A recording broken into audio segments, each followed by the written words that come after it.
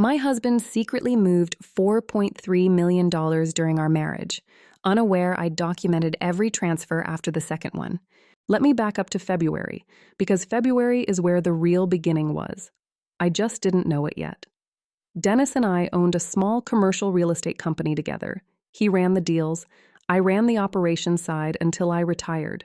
After I retired, I stayed on as a co-signer on the business accounts because that's what you do when your name has been on the paperwork for 2 decades. We had 3 operating accounts, a holding account, and an investment line. Plenty of money moved through all of them in a normal month. That was, in hindsight, the cover he was counting on. In February, he came into the kitchen one morning with a single sheet of paper and a pen.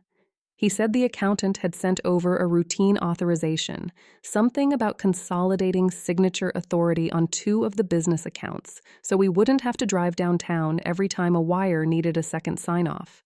He said, "Just sign at the bottom, Patti. Saves us both a trip." I signed it. I didn't read past the first paragraph.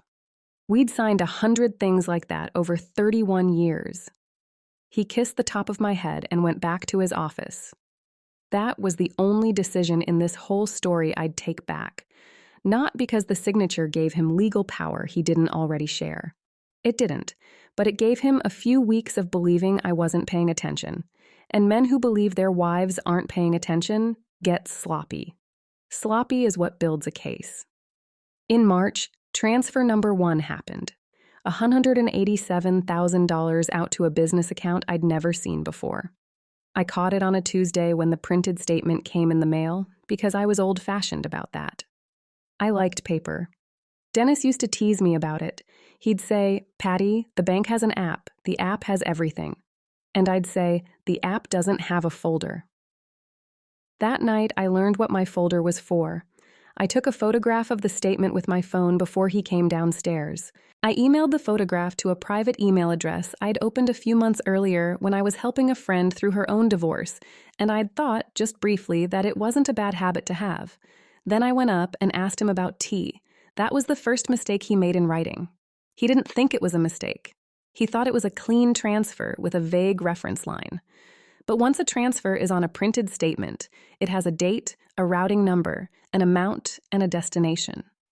Those 4 things together are not a story. They're a fact. If you've ever watched someone do wrong and think nobody was keeping count, stay with me. And if this story speaks to you, subscribe to my channel for more stories like this, because karma is often just truth arriving on time. April was when I started watching him as much as I watched the statements. There's a window in our kitchen that looks out over the backyard. It's a long yard, maybe 100 feet from the patio to the back fence, with old magnolias along one side. Dennis had always taken calls in his office or on the patio, always, for 31 years. On a Saturday in April, his phone buzzed while we were finishing lunch. He looked at the screen, said, "I've got to take this real quick," and walked out the back door. He didn't stop at the patio. He didn't stop at the fire pit. He walked all the way to the back fence, almost to the tree line, and then he turned with his back to the house before he answered. I stood at the sink and watched him. He talked for about 11 minutes. I know because I looked at the microwave clock when he answered and again when he came back. He came inside, said it was something about a property closing in Asheville, and went upstairs. The next morning, I checked the calendar he kept on the kitchen wall. There was nothing in Asheville that week. There hadn't been anything in Asheville for 2 months. I didn't say a word. I put a small note in the manila folder. Just a date and the time and the phrase, "back fence call, 11 minutes, claimed Asheville." Then I went on with my day. Transfer number 2 happened 9 days later. $245,000. Same destination account. I photographed that statement too. By the end of April, I had 2 photographs, 1 handwritten note, and a feeling in my stomach that I'd had exactly twice before in my life. Once when my mother lied to me about a cancer diagnosis she'd already received, and once when an employee of mine had been forging time cards for 6 months before I caught it. Both times the feeling had been right. I gave myself one rule going into May. Don't accuse, don't hint, Don't change a single thing about how I behaved with Dennis. If he was building a plan, the worst thing I could do was let him know I'd noticed. Calm was my advantage. Silence was my tool. In May, transfer number 3 came through. $310,000. In June, transfer 4. $402,000. I want to be honest about something here. There were nights in May and June where I almost broke. I'd be in bed next to a man I had loved for 3 decades, listening to him breathe, and I'd think, he's stealing from us right now. He's lying to me while he sleeps.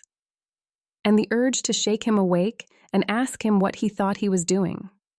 That urge was real. It would rise up in my chest and sit there until I forced it back down. What stopped me every time was a sentence I kept repeating to myself. If I speak, he hides. If I wait, he writes. And he was writing. Every transfer was a sentence in a confession he didn't know he was making. In early July, I drove out to Greensboro to meet with a forensic accountant. His name was Marcus Whitley. He'd been recommended to me by an old colleague from the hospital who'd been through a complicated estate dispute the year before. I picked Greensboro on purpose, far enough from Charlotte that nobody we knew would see my car in the lot. Marcus's office was on the second floor of a brick building behind a coffee shop. He was in his 50s, calm, dressed like a math teacher. I walked in with the manila folder and set it on his desk. He said, "What am I looking at, Mrs. Holt?" I said, "I think my husband is moving money. I want to know how much, where, and to whom. I want to know it before he knows I'm asking." He opened the folder. He looked at the 4 statements I'd brought. He flipped them, turned them, lined them up. He didn't say anything for about 3 minutes. Then he looked up. He said, "Mrs. Holt, are you the co-signer on these accounts?" I said, "I am." He said, "Then you have the right to request the full transaction history. You don't need a subpoena. You don't need his permission. You can walk into the bank tomorrow." I said, "Then that's what I'll do." He smiled, just slightly. He said, "Bring me everything they give you. We'll build it from there." The lie worked until the paperwork caught up. The next morning, I drove to the main branch of our business bank in Charlotte. I sat across from a woman named Diane who'd known us for 15 years. I told her I needed the full transaction history on 3 of our joint business accounts, going back 18 months, printed and certified. She didn't ask why. She just typed for 20 minutes and handed me a stack of paper 1.5 inches thick. I drove that stack straight to Greensboro. Marcus spent 2 weeks on the first pass. When I came back, the manila folder had become a binder. He'd indexed every transfer. He'd traced the destination account. He'd pulled public filings on the receiving business, and he'd found something I hadn't been ready for. He said, "Mrs. Holt, the receiving account is registered to a company called Belmont Holdings, LLC. The sole member of that LLC is a woman named Caroline Reyes. Does that name mean anything to you?" It did. Caroline Reyes had been a junior agent at a brokerage Dennis had worked with 2 years earlier. She'd come to one of our holiday parties. I remembered her because she'd been polite to me in a way that felt rehearsed. I sat with that for a minute. Marcus said, "There's something else." He turned the binder around. He showed me a page of corporate filings. Belmont Holdings had been formed in January of the previous year, 2 months before transfer number 1. The address on file was a mailbox service in Raleigh. The registered agent was a low-cost online service. Everything about it was built to look unremarkable. But here's what Marcus found that I want you to hear clearly. Belmont Holdings wasn't Caroline's first company. There was another one formed 3 years before, dissolved 14 months later. And that earlier company had received transfers from a different married man's business account. Marcus had pulled the public records. There had been a small claims filing. The matter had been settled out of court quietly with a non-disclosure. In other words, this wasn't her first time. And it almost certainly wasn't his first idea. It was a playbook. I sat in Marcus's office and stared at the binder for a long time. I think I was supposed to feel rage. What I felt instead was a kind of cold relief. Because for months, I'd been carrying a private question. Was I imagining the worst? Was I being unfair? Was I building a case against a man who maybe just had a tax strategy I didn't understand? The binder ended that question. The binder was the answer. I did not need to expose them. I only needed to stop protecting them. I drove home that night and made dinner. Dennis came down and said the chicken smelled good. I told him I'd used a new marinade. He kissed the side of my head and asked about my day. I said I'd had lunch with my sister in Greensboro. He said, "That's nice, Patti." He poured himself a glass of wine. He went back upstairs. Transfer number 11 came through that Friday, $295,000. By August, the transfers had reached $3.1 million. By September, $3.7 million. In October, transfer 17, the last one, came through for $480,000. Total, $4.3 million in 7 months. I want to tell you what was happening in my life during those months, because I don't want anyone watching this to think I was some calm, robotic woman who felt nothing. I lost 11 pounds between May and October. I stopped sleeping past 4 in the morning. I started keeping a second folder, a personal one, with notes to myself, things I wanted to remember to feel later, after this was done. I wrote one of them at 3 a.m. in July. It said, "Don't let the woman you become while you wait be a woman you can't live with after." I kept that note. I still have it. In late October, I drove back to Greensboro for what Marcus called the final review. He'd built a 34-page report.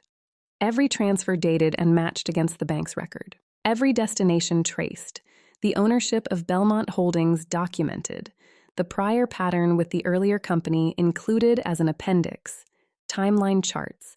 A summary of likely intent based on the structure of the transfers. The way the amounts were just under reporting thresholds in some cases, the way the reference lines were vague, the way the destinations were consolidated. He said, "Mrs. Holt, when this goes in front of a judge, the bank records are not going to be disputed. They can't be.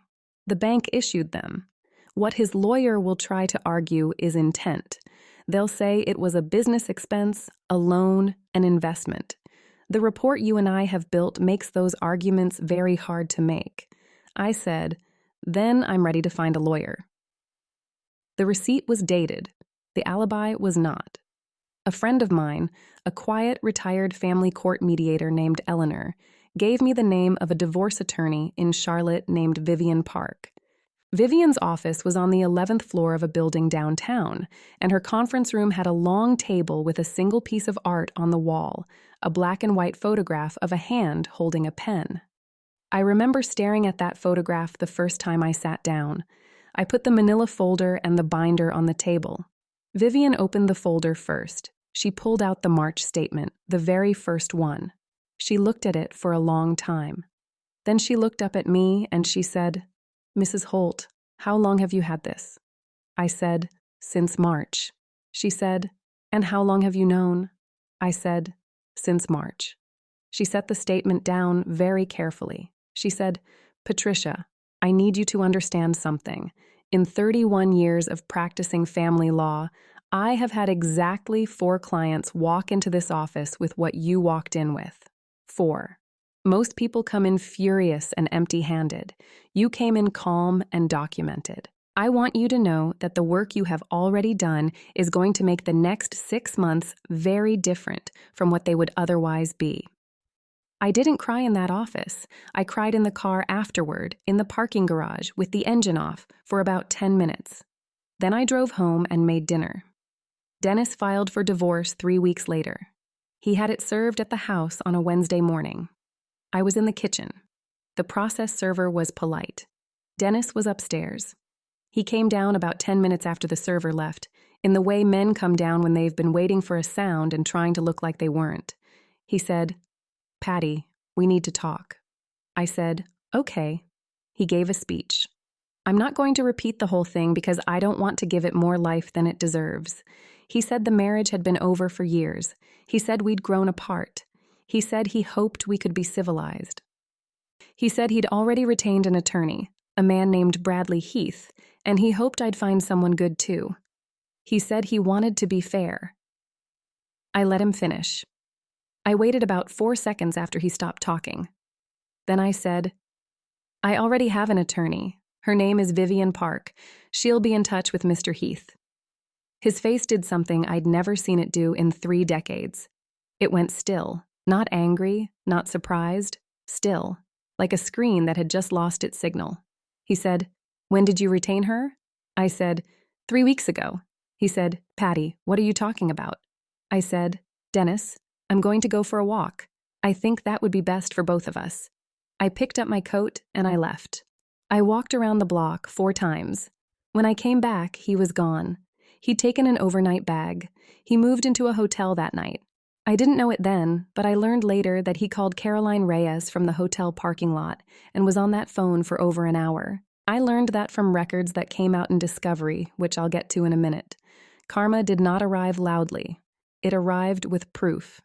Discovery started 6 weeks after the filing. In a North Carolina divorce, both sides exchange financial documents. Bank records, business records, asset disclosures, tax returns. Dennis's attorney, Bradley Heath, sent over Dennis's disclosures first. They were clean on the surface: a list of accounts, a list of properties, a summary of the business holdings. Nothing in there mentioned Belmont Holdings. Nothing in there mentioned a $4.3 million series of transfers. Vivian sent over our package next. Our package included the 34-page forensic report. I want you to picture what happened in Bradley Heath's office the day that report landed on his desk. I wasn't there, but Vivian was on the phone with him within 48 hours, and she told me about the call afterward. She said Bradley was quiet for the first 2 minutes. Then he asked a few careful questions. Then he asked for a continuance to review with his client. Dennis had not told his own attorney about the transfers. Think about that for a second. He had paid a man a retainer to defend him in a divorce, and he had not mentioned the $4.3 million he had moved. He had assumed, I think, that if his own lawyer didn't know, it wouldn't come up. He had assumed I wouldn't find it. He had assumed Belmont Holdings was buried deeply enough. He had assumed the noise of the filing would do its job. He had assumed wrong, in every direction. Bradley Heath called Vivian back 4 days later. He did not contest the bank records. He couldn't. They were issued by the bank. The destinations were documented. The ownership of Belmont Holdings was a matter of public filing. The pattern was the pattern. What he tried to do instead was argue intent. He said the transfers were a planned investment. He said Belmont Holdings was a vehicle for a real estate venture Dennis had been planning. He said Caroline Reyes was a business partner. He said the structure was a legitimate, if unconventional, business arrangement that Dennis had simply not yet disclosed because the venture was in formation. Vivian sent back the appendix to the report, the one with the earlier company, the one with the prior pattern, the prior married man, the prior settlement. Bradley Heath called within an hour. The matter moved to mediation. Mediation took 2 sessions. In the first session, Dennis sat across the table from me for the first time since the filing. He looked thinner. He looked older. He didn't make eye contact when I came in. The manila folder was on the table in front of me. The binder was in Vivian's bag on the floor. The 34-page report was already in the mediator's hands. The mediator was a woman named Janet Cole. She'd done this work for 20 years. She had the kind of calm that comes from having watched men try to wriggle out of paperwork her whole career. She opened the session by saying, "Before we begin, I want to make sure everyone in this room understands what the documents in front of me establish. They establish that $4,300,000 was moved from joint marital accounts into an account owned by a third party over a period of 7 months, beginning 10 months prior to the filing of this divorce. The bank records are not in dispute. Is that correct?" Bradley Heath said, "That is correct." Dennis didn't say anything. He stared at the table. Janet Cole said, "Then the question in front of us is not whether the transfers occurred. The question is how the marital estate will reflect those transfers in the final distribution." That was the moment. Right there. The whole 7 months of silence I'd kept, the folder I'd guarded, the drive to Greensboro, the binder, the report, the choice I'd made on a Tuesday night in March to ask my husband if he wanted tea, All of it collapsed into one sentence from a mediator in a beige conference room. The transfers were on the record. The conversation was no longer whether, it was how. The final distribution did three things. First, the full $4,300,000 was included in the marital estate. The court treated it as if the money had never left. That meant Dennis owed half of it back into the estate before any other distribution was calculated. Second, Belmont Holdings was named as a recipient of marital funds, and the account was frozen pending asset recovery proceedings. Caroline Reyes was, separately, going to have a very long year. Third, because the transfers were ruled to have been made with intent to deprive me of my share of marital property, the court awarded a larger portion of the remaining estate to me. Not as punishment, technically, as what the court called an equitable adjustment. When the numbers were all settled, I came out with more than I would have received from a straight 50-50 split of the original estate before the transfers. Dennis came out with less than half of what he'd tried to hide. He also came out without his girlfriend's business account.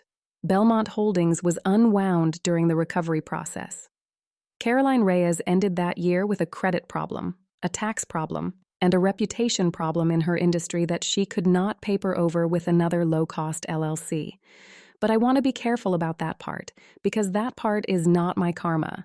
That part is hers. My karma was simpler. My karma was that the man I had been married to for 31 years sat across a conference table from me and watched a stranger read his bank records out loud and could not say a single word in his own defense, not one, because there was nothing to say. The receipts were dated. The alibi was not. On the day of the final hearing, I wore a navy suit my sister had bought me for my retirement. I carried the manila folder in my purse, not because I needed it. The folder's job was done. I carried it because it had been with me since March, and I wasn't ready to set it down yet. After the ruling, I drove home. I sat at my kitchen island in the same seat where I'd sat that night in March, looking at the first printed statement.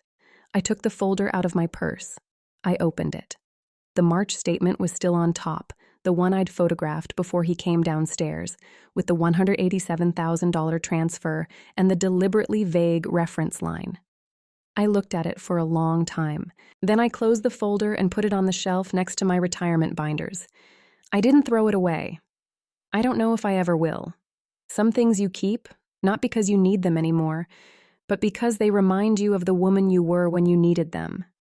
There's something I want to say to whoever is watching this. People talk about karma like it's a force, like it's a thing that arrives on its own, in its own time, while you suffer in silence and wait. I don't believe that. I believe karma is mostly bookkeeping. It's the moment when the record of what someone did becomes louder than the story they told about it, and the record doesn't keep itself. Someone has to keep it. Sometimes that someone is the universe. Most of the time in real life, that someone is you. Dennis thought he was the one with the plan. He spent 7 months building one. He didn't notice that for 5 of those 7 months, I was building something quieter and stronger, one statement at a time, in a manila folder under a stack of binders in my home office. He didn't lose because I got lucky. He lost because every transfer he made was a sentence, and every sentence ended up in a paragraph, and every paragraph ended up in a 34-page report, and that report ended up in a mediator's hands. That's not luck. That's arithmetic. If you've ever been in a situation where you knew something was wrong, where the urge to shout was rising up in you every single day, and you chose to be quiet and gather proof instead, I want you to know that the silence was not weakness. The silence was the work. The silence was where the case got built. You don't owe the person hurting you a confrontation on their timeline. You owe yourself a record on yours. And if stories like this remind you that truth has a longer memory than lies, subscribe to my channel for more stories. Because sometimes karma is just the evidence finally being read aloud. My name is Patricia Holt. I'm 62 years old. I noticed in month 2. I waited until I had everything, and the folder is still on my shelf.